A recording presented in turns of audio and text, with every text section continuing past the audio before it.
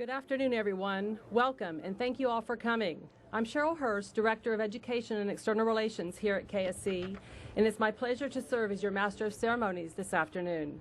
On behalf of everyone here at the Space Center and all of NASA, I'm pleased you all could join us. We're very excited to share our wonderful facility with you and to be hosting this special commemoration. We will begin with the presentation of colors by the United States Air Force 45th Space Wing Honor Guard from Patrick Air Force Base, and the singing of the National Anthem by Tech Sergeant Alchemise Myers. Ladies and gentlemen, please rise.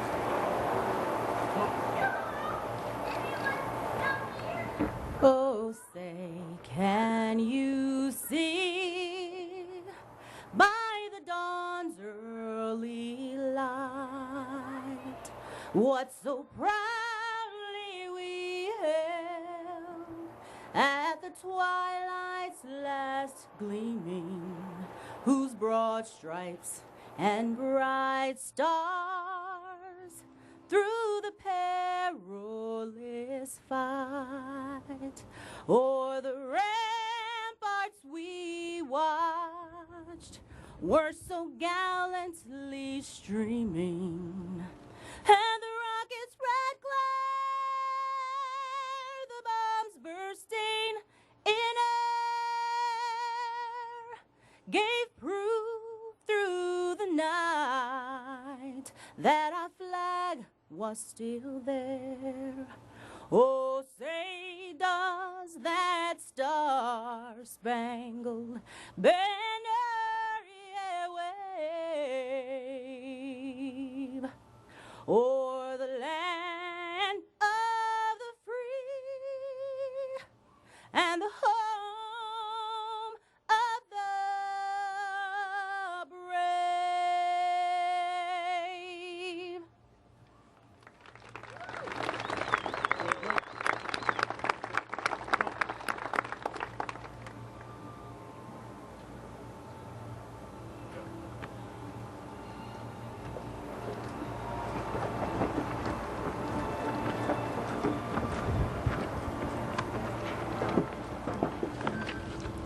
Thank you to the 45th Space Wing Honor Guard for that stirring introduction. You may please be seated. Before I introduce our first speaker, I want to recognize an honored guest that we have in the audience with us, Mr. Patrick Gavin, representing Senator Posey's office, and Zach Zampella, the Senior Constituent Services Representative for Senator Rubio. Thank you, gentlemen, for being here. Our first speaker this afternoon is the director of the John F. Kennedy Space Center and Space Shuttle astronaut, Mr. Bob Cabana. Mr. Cabana has flown 4 Space Shuttle missions, 2 as pilot and 2 as commander, including serving as commander of the Endeavour on the first Space Station Assembly mission in December of 1998. Bob is a member of the Astronaut Hall of Fame and a man who served our country with distinction as a colonel in the United States Marine Corps. Please join me in welcoming the 10th director of the John F. Kennedy Space Center, Bob Cabana.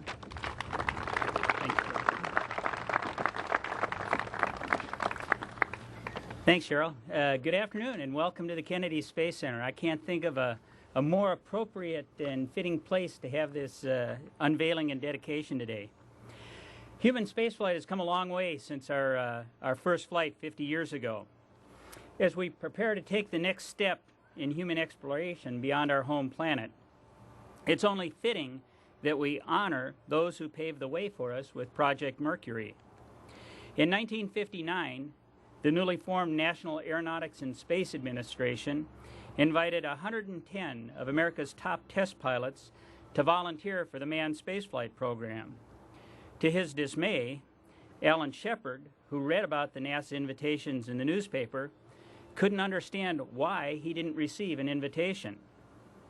As it turns out, he was meant to, but it was misplaced by the Admiral's staff after a timely delivery by our Postal Service, Steve. As we all know, Shepard ended up among the 7 pilots chosen for Project Mercury. Those became the first explorers known as astronauts. On May 5th, 1961, Shepard spent a little over 15 minutes in Freedom 7, traveled more than 5,000 miles per hour, and reached an altitude of 116 miles above the Earth, all in a 6x6-foot capsule. This was the first time that a human had maneuvered a space vehicle, and it was watched by millions of people around the world. Between 1961 and 1963, NASA made history with a total of 6 piloted missions that accomplished their goals of orbiting a crewed spacecraft around the Earth, investigating a human's ability to function in space, and recovering both astronaut and spacecraft safely. To date, every crewed mission has launched from NASA, by NASA, has launched here from the Cape. And with a cutting-edge 21st century launch complex, we plan to keep it that way. Our Launch Services program at the Kennedy Space Center serves as a bridge from Earth to space for the NASA and non-NASA sponsored science, exploration, and technology demonstration missions. These missions, as described by our administrator, Charlie Bolden, enable us to explore new worlds, develop more innovative technologies, foster new industries, increase our understanding of the Earth, expand our presence in the solar system, and inspire the next generation of explorers. The Messenger spacecraft, currently orbiting Mercury for the first time, is doing just that. Messenger stands for Mercury, Surface, Space, Environment, Geochemistry, and Ranging, and it was launched nearly 7 years ago. Messenger just entered Mercury's orbit on March 17th of this year, and during its 1-year primary mission, the probe is scheduled to acquire more than 75,000 images, unraveling the history and evolution of the solar system's innermost planet. Today, the United States Postal Service honors NASA by immortalizing the program Mercury and the Messenger spacecraft in stamped form as 2 historic events that frame a remarkable 50-year period of discovery and exploration. I don't know about you, but I look forward to the next 50 years in what space exploration is going to bring. I want to thank the United States Postal Service for recognizing the amazing feats accomplished by the men and women who have made NASA what it is today, and I want to thank all of you for coming. Thank you.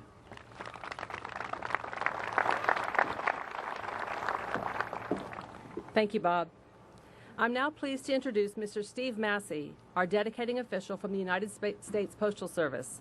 Like many of us here today, Mr. Massey also has extensive experience in the aerospace industry. Before joining the Postal Service 2 years ago, Mr. Massey worked for nearly 20 years in finance with BAE Systems, a British aerospace and defense company. Today, Mr. Massey joins us as Vice President, Finance and Planning for the U.S. Postal Service. Ladies and gentlemen, please join me in welcoming Steve Massey.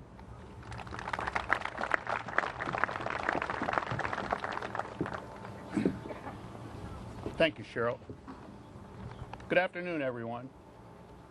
It's a great honor for me to be here today to celebrate the dedication of our 2 newest commemorative forever stamps. Through our stamp program, the U.S. Postal Service has the privilege of celebrating some of the wonders, achievements, and people that have helped to make our nation great. Today, we honor 2 of those achievements. First, the 50th anniversary of astronaut Alan Shepard's historic flight. America's first manned spaceflight, and second, the recent unmanned messenger mission to investigate the planet Mercury. 50 years ago tomorrow, Alan Shepard blasted off as people around the world watched anxiously on television. Shepard's flight reached a maximum speed of roughly 8 times the speed of sound, and it reached a maximum height of 116 miles above the Earth. As we all know, that flight was very widely acclaimed. According to the New York Times at the time, that 15-minute flight roused the country to one of its highest peaks of exultation since the end of World War II. And because of that flight, President Kennedy declared that America should commit itself to achieving the goal of landing a man on the moon and returning him safely to Earth.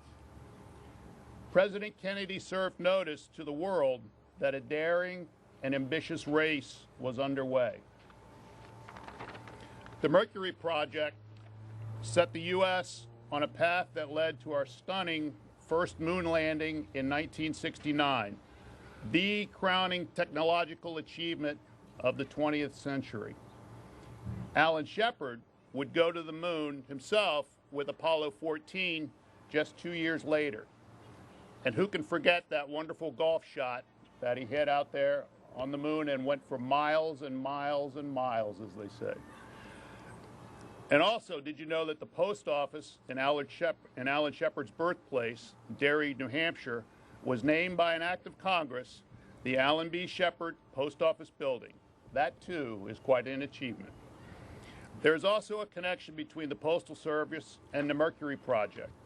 Long ago, courageous men ventured out alone, like Alan Shepard, into a bold new frontier 100 years before Shepard's space shot. These men of the Pony Express carried saddlebags of mail connecting the great hopes and the proud spirit of our nation. Messengers indeed. And so we come to Messenger, another major milestone in space exploration. It was first launched in August 2004 to investigate the planet Mercury and successfully entered orbit in March of this year. The first images that have come back from Messenger to Earth are spectacular. And as Mr. Cabana has pointed out, our study of this valuable information is only just beginning. We may learn how the planet took shape and possibly find clues to the origin of our solar system. It's not easy to capture the significance of these achievements on 2 stamps, but as you will see, the outstanding artwork of illustrator Donato Giancola of Brooklyn, New York, under the direction of Phil Jordan of Falls Church, Virginia, has done a wonderful job. Based on NASA photographs and images, the stamps depict the brave, pioneering spirit of America's first man in space and the fascinating mission to investigate the planet Mercury. So now, on behalf of our nation and the United States Postal Service, I'd like to ask today's participants to join me as we dedicate our Project Mercury and Messenger Mission commemorative stamp issue.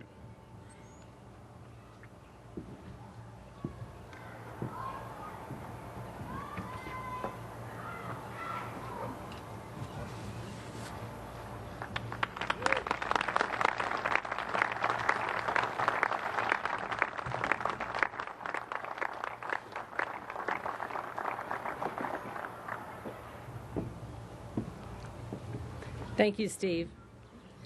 Now that we've had the honor to witness the unveiling of these special stamps, it is indeed my privilege to introduce our next speaker.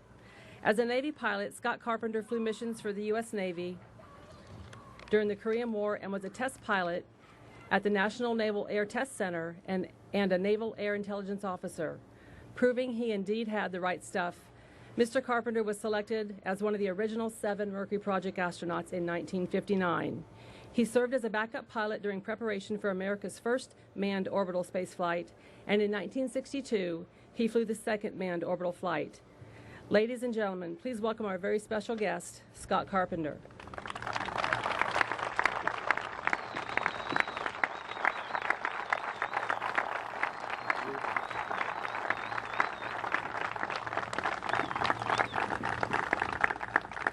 Thank you, ladies and gentlemen. Good afternoon. Thank you for coming. Today we celebrate the 50th anniversary of many, many important issues. Among them is the first steps from the home planet that were taken by the family of man.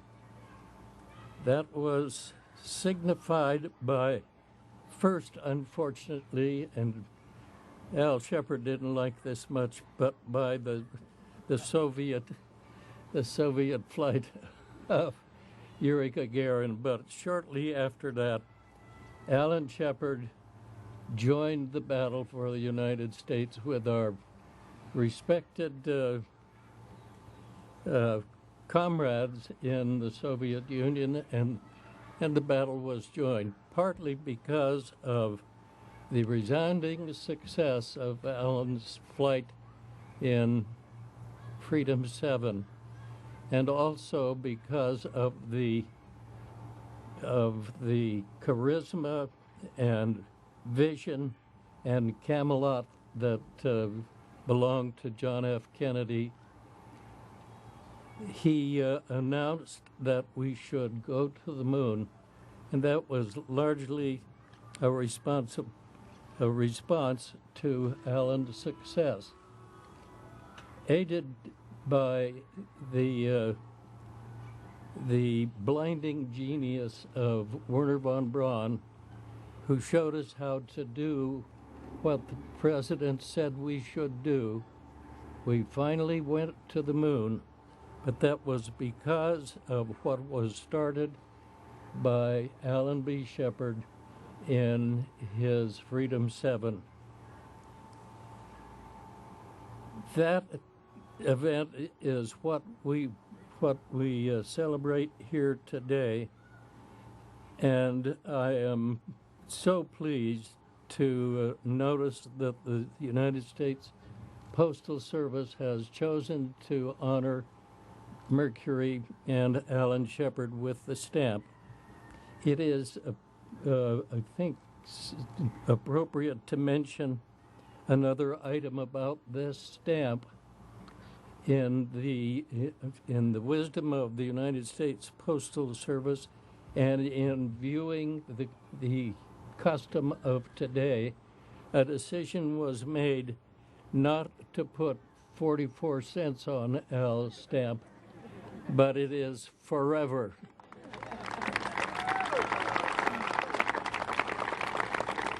That's appropriate to the stamp, but it is also appropriate to the time we should honor and remember Alan B. Shepard and Freedom 7. Thank you.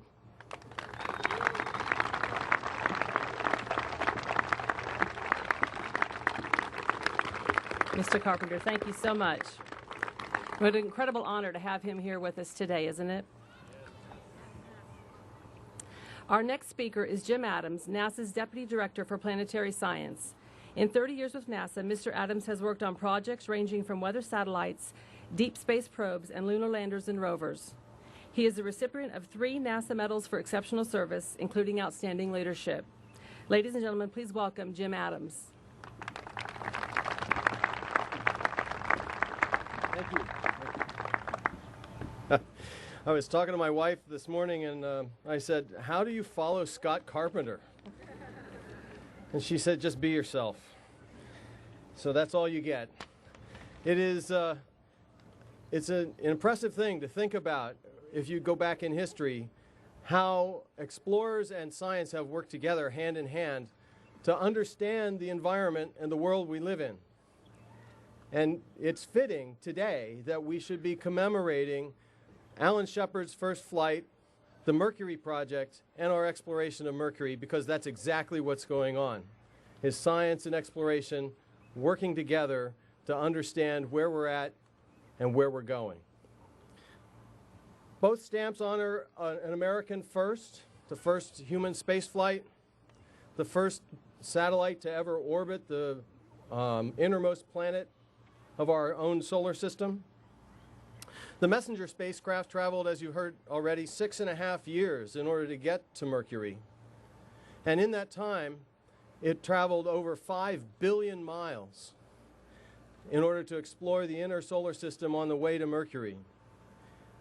Along the way, we've learned a lot about Venus and about the solar wind and about the inner solar system itself, and we expect that over the next 12 months, as we orbit that mysterious planet, that we'll learn a lot about the planet itself and maybe unlock some keys associated with the formation of our own solar system.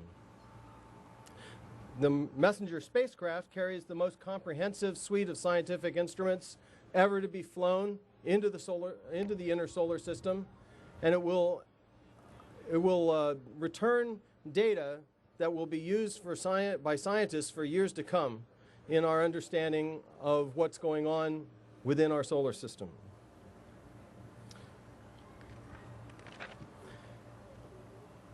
It's fitting that NASA and the Postal Service should commemorate these two events together.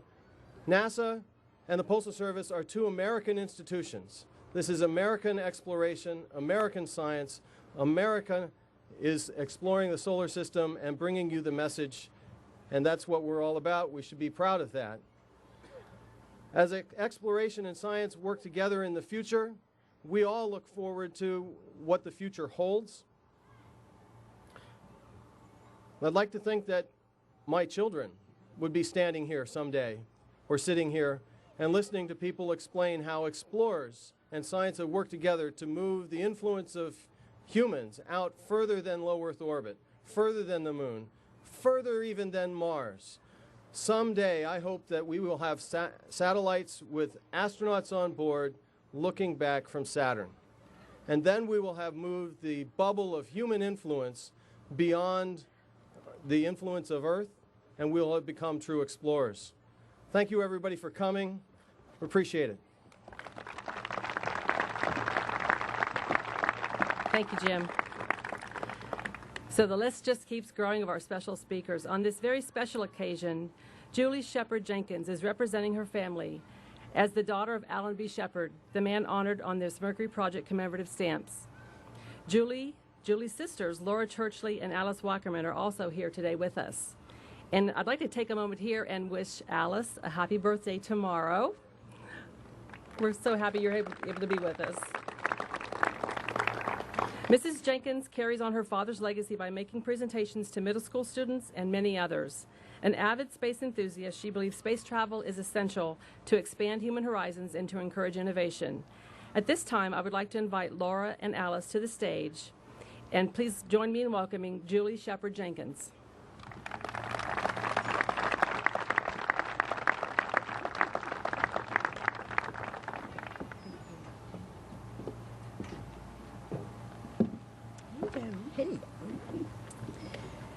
Thank you all for being here today at this wonderful United States Postal Service ceremony for the unveiling of the stamp for Alan Bartlett Shepard, Jr., his own postal stamp. Our family is very honored to be here today. And speaking of family, we have 20 members of our family here today, and I would like all of them to stand up.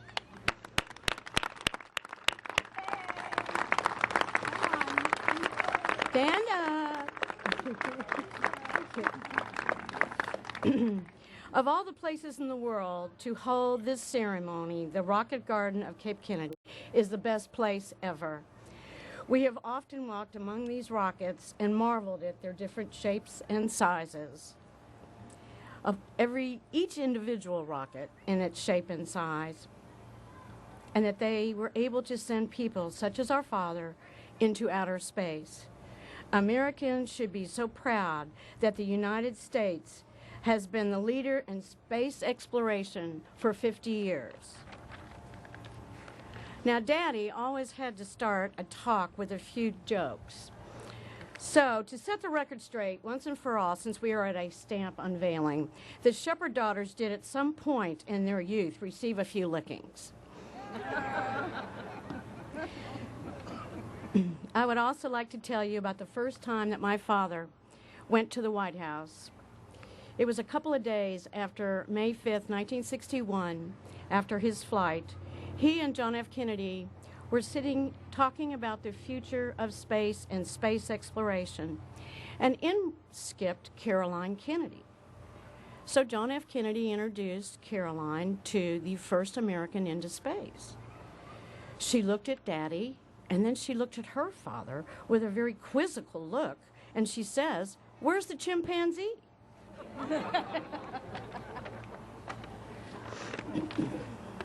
In thinking about our father's reaction to this prestigious honor, we realize that Daddy is the only single astronaut to be pictured on a United States postal stamp.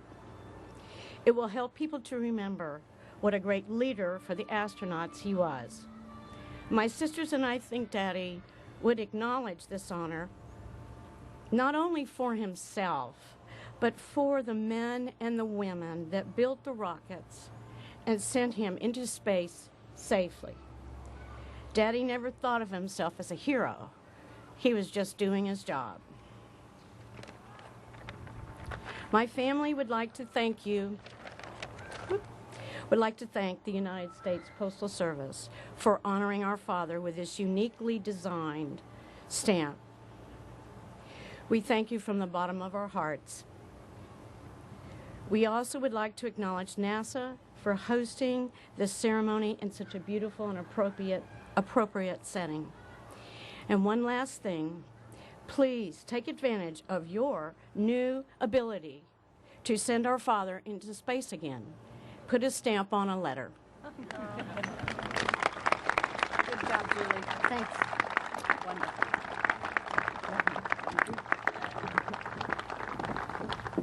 Thank you so much, Julie. And now it's my great pleasure to introduce our final speaker for today, NASA's 12th Administrator and retired U.S. Marine Corps Major General Charles Frank Bolden, Jr., warmly known to the NASA family as Charlie. This is his second stint with NASA. He leads the NASA team after serving as an astronaut during the 80s and 90s while a member of the U.S. Marine Corps. He traveled to orbit 4 times aboard the Space Shuttle, commanding 2 missions. His flights included deployment of the Hubble Space Telescope and the first joint U.S.-Russian shuttle mission. He later returned to active duty in the Marine Corps and held numerous domestic and overseas commands before his retirement from the Corps in 2003. He was inducted into the U.S. Astronaut Hall of Fame in 2006. Please welcome NASA Administrator Charlie Bolden.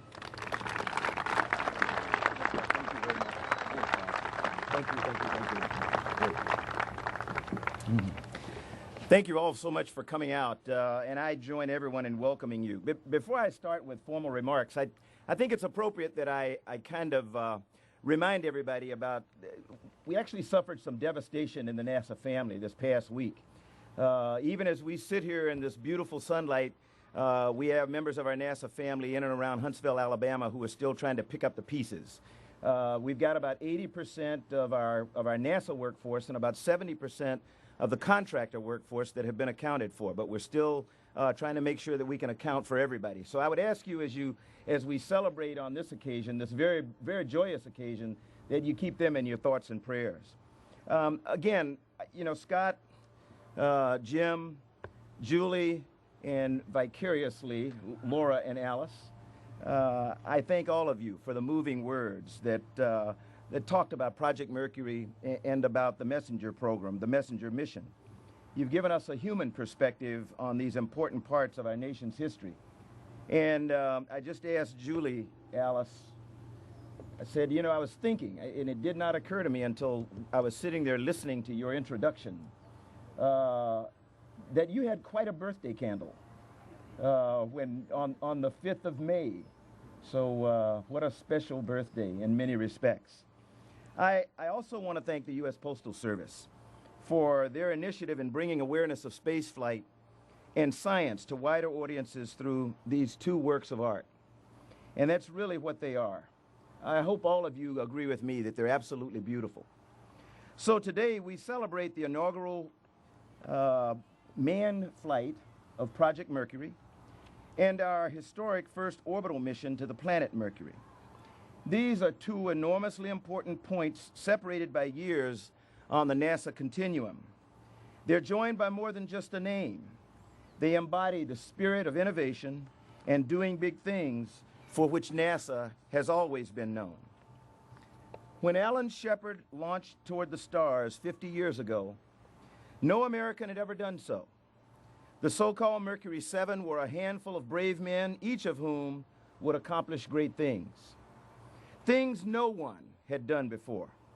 We thank all of them, and we thank the scientists who conceived a messenger and the missions like it that are continuing to fill rewritten textbooks with new knowledge about the universe and to inspire future explorers with things we can find out if we keep our sights set high and try hard. I was just a teenager when Alan stepped into Freedom 7 capsule and entered history, but I remember being tremendously moved by his bravery. As a test pilot, I can imagine he was much more focused on making the flight a success than he was about any legacy for posterity. On the strength of his accomplishment, NASA was able to begin building the leadership role in human spaceflight that we have held ever since. And he set an example that so many have followed. The crews that orbited and landed on the moon, the astronauts who have flown the space shuttle, particularly those who flew the first space shuttle, Bob Crippen and John Young. That was effectively the vehicle's first test flight as well. They all walked through the door that Alan blasted open. And these stamps, which will go out by the millions across this country, are also a testament to the thousands of NASA men and women who also shared dreams of human and robotic spaceflight and of enlarging our knowledge of the universe. The people of mission control, of launch control, the ground crews, the scientists and engineers with great ideas who translated those ideas into real hardware. Since 1958, they have sought through their ceaseless efforts to chart a course to the stars for the human race and to create the eyes and ears that we are able to send far and wide through amazing spacecraft like Messenger and its brethren across our solar system. Today, we celebrate two firsts, and we celebrate the future, because at NASA, each first is grown and expanded until we make the next breakthrough, like a space station flying 250 miles overhead right now, on which men and women have lived continuously for more than 10 years, a logical successor of Alan's pioneering work, and missions in testing and design stages right now that will take us farther and deeper into our universe, as Jim has mentioned. I'm honored to be a part of the grand history that includes Alan Shepard and the first orbiting mission to Mercury. And we're just getting started. Our future holds many firsts, new destinations, new capabilities. Along with the rest of the NASA family, I look forward to giving the Postal Service plenty more ideas for stamps to honor the space program in the coming years, as we in NASA reach for new heights to reveal the unknown, so the things we learn and the things we do will make life better for all humankind. Thanks to all of you again for being here, and thanks for allowing me to be a part of this program.